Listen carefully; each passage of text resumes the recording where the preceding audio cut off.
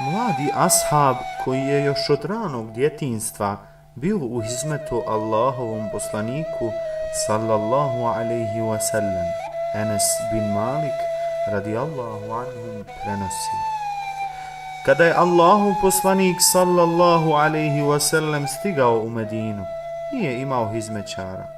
Moj očuh Ebu Talha uzeo me za ruku, odveo Allahovom poslaniku i rekao: Ja Rasulallah, Enes je pametno dijete, dozvoli mu da ti bude u hizmetu. Od tog dana ja sam mu postao hizmećar. Za vrijeme mog hizmeta on mi nikada ni za šta nije rekao zbog čega si to tako uradio, niti mi je ikada za nešto što nisam učinio rekao zbog čega to nisi uradio. Jednog dana je jedna od supruga Allahovog poslanika sallallahu alaihi wasallam Enesu radijallahu anhu rekla: trebao si to drugačije uraditi. Na to je Allahov poslanik sallallahu alaihi wasallam rekao: pustite dijete, on nije uradio ništa sem onog što je Allah dželle šanuhu htio.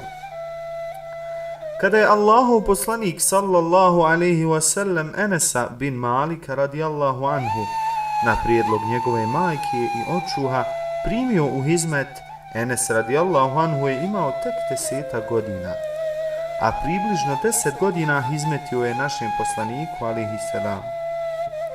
Dakle, njegova mladost protekla je uz Allahova poslanika sallallahu alaihi wasallam. Zbog toga je počašćen da bude treći po redu među ashabima koji su ponijeli najviše hadisa. Njegov doprinos u hizmetu i u širenju islama i podučavanju vjeri su ogromni. Bereketom dova Allahova poslanika alejhi selam imao je veoma dug život.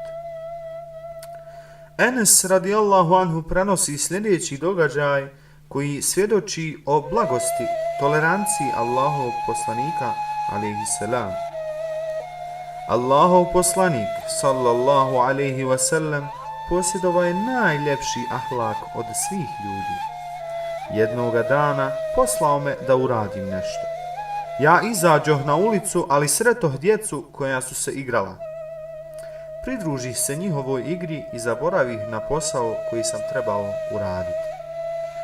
Nakon nekog vremena iza mene se pojavi Allahov poslanik i spusti svoju ruku na moju glavu.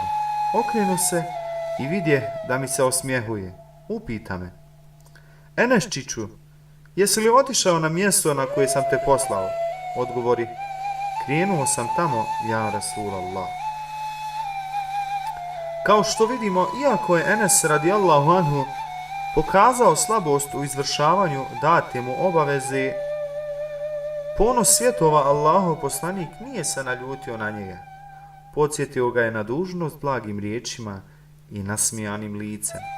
Takav stav kao Allahov poslanik alejhi selam trebaju imati na umu roditelji koji se sa ili bez razloga ljute, viču na svoju djecu.